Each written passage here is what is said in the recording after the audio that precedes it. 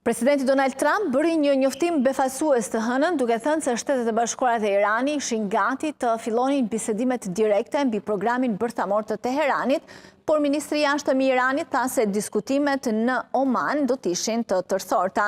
Në një shenjë të mëtejshme të rrugës së vështirë për çdo marrëveshje mes këtyre dy kundërshtarëve gjeopolitik, Trump dha një paralajmërim të qartë, duke thënë se nëse bisedimet nuk do të ishin të suksesshme, Irani do të jetë në një rrezik të madh.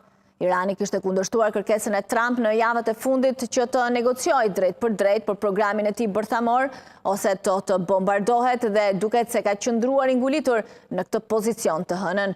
Ne po zhvillojmë bisedime direkte me Iranin dhe ato kanë filluar, ato do të vazhdojnë të shtunën. Ne kemi një takim shumë të madh dhe do të shohim se çfarë mund të ndodhë, tha Trump për gazetarët në zyrën ovale gjatë takimit me kryeministrin Benjamin Netanyahu. Unë mendoj se të gjithë bijem dakord se arritja e një marrëveshje do të ishte e preferueshme, tha Trump. Ai shtoi se bisedimet me Iranin të shtunën do të ishin në një nivel shumë të lartë pa dhënë detaje. Ai refuzoi të theksonte se ku do të zhvilloheshin bisedimet, por la të hapur mundësinë që do të arrijë një marrëveshje. Ministri i Jashtëm i Iranit postoi në X se bisedimet e tërthorta të nivelit të lartë do të zhvilloheshin në Oman, duke shtuar se kjo është një mundësi, po aq sa një test. Topi tashmë është në fushën e amerikanëve. Shtetet e Bashkuara dhe Irani mbajtën bisedime të tërthorta gjatë mandatit të ish-presidentit Joe Biden, por ato nuk bën shumë përparim, nëse bën ndonjë. Negociatat e fundit direkte mes dy qeverive u zhvilluan gjatë administratës së presidentit Barack Obama, i cili udhëhoqi marrëveshjen bërthamore ndërkombëtare të 2015-s, që më vonë Trump e bregtisi. Paralajmërimet e Trump për veprime ushtarake kundër Iranit shkaktuan shqetësim në të gjithë lindjen e mesme, pas luftës së hapur në Gaza dhe Liban, sulmeve ushtarake në Yemen, ndryshimeve të udhëheqjes në Siri dhe shkëmbimeve të vazhdueshme të zjarrit mes Izraelit dhe Iranit. Trump, i cili ka forcuar praninë ushtarake të Shteteve të Bashkuara në rajon që nga marrja e detyres në janar, ka thënë se do të preferonte një marrëveshje për programin bërthamor të Iranit se sa një përballje të armatosur deri me 7 mars. Tha se kishte shkruar një letër për liderin suprem Ayatollah Ali Khamenei për të sugjeruar bisedime. Liderët iranian thanë atë kohë se Teherani nuk do të detyrojë të negocionte.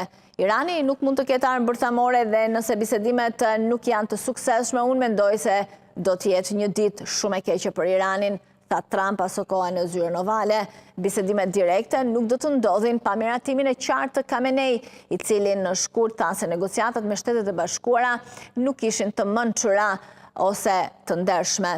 Disa orë para njoftimit të Trump, zëdhënësi i Ministrisë së Jashtme të Iranit tha se Irani po priste një përgjigje nga Shtetet e Bashkuara për propozimin e Teheranit për bisedime të tërthorta. Ai tha se Republika Islamike besonte se po bënte një ofertë të dhënë të përgjegjshme dhe të ndershme. Pas fjalëve të Trump, një zyrtar i lartë iranian që foli në kushte anonimiteti tha Reuters se bisedimet nuk do të jenë direkte, do të jenë me ndërmjetësimin e Omanit. Omani, cili mban marrëdhënie të mira me të dyja Shtetet e Bashkuara dhe Iranin, ka qenë një kanal i gjatë për mesazhe mes dy shteteve kundërshtare.